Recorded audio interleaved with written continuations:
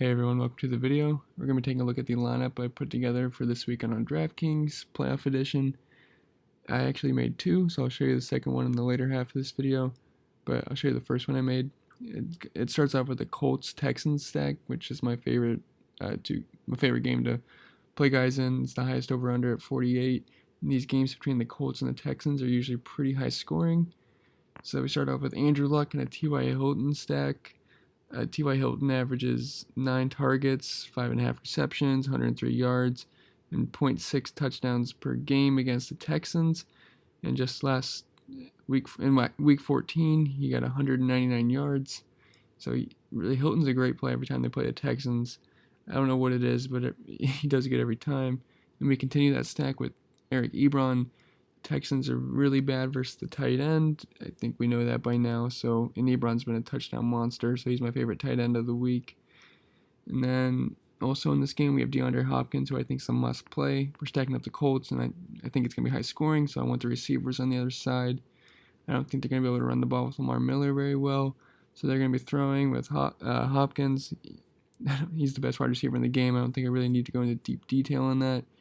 And Kiki Cutie, I really like him this week. I know he's been out with an injury, he's been injured a lot, but he has been practicing in full.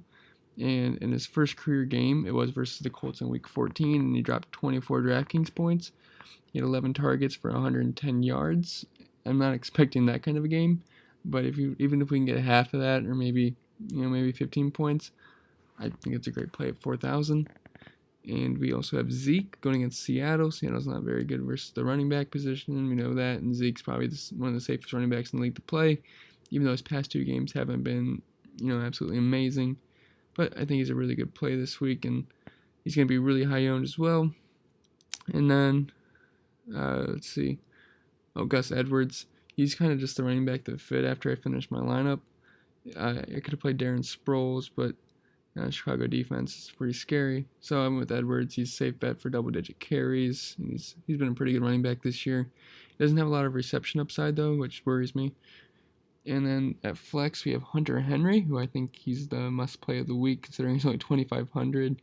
I know he's coming off a huge injury. His first game back, he might get eased into it, but he's only 2,500. If he can get maybe 3 or 4 catches and possibly fall into the end zone, the one soft spot on the Baltimore defense is the tight end position, and it's really the only way you can attack them.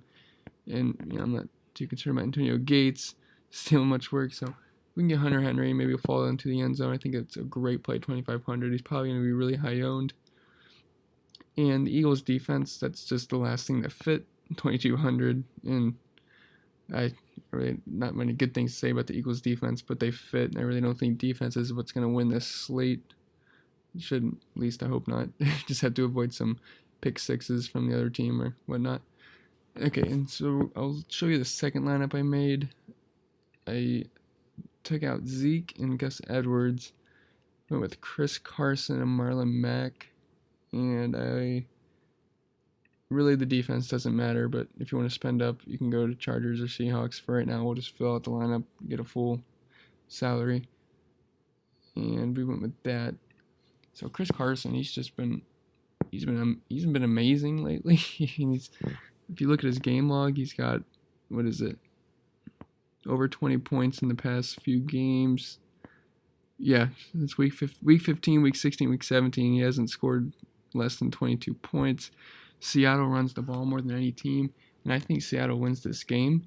So I think they're just going to pound the rock down Dallas's throat, which they love to run the ball more than any team in the league. Most rushing yards per game. And then Marlon Mack just getting another piece from that Houston and Indianapolis game. And he also has a receiving upside, as Zeke doesn't. Not Zeke, I'm sorry, Gus Edwards. So if you want to pivot to that lineup, I really like that. And it's a good correlation with the Seahawks defense and Chris Carson. If you're on the side I am, that you think Seattle's going to win, they're just going to run the ball out. And Seattle defense, good correlation. All right, guys, that's all I have for this week. If you have any questions, let me know. And as I said, it's only Wednesday, so I'll probably be posting an update on the lineup if I change anything. So good luck this week, and like and subscribe to the channel. And if you leave any comments, I'll get back to you.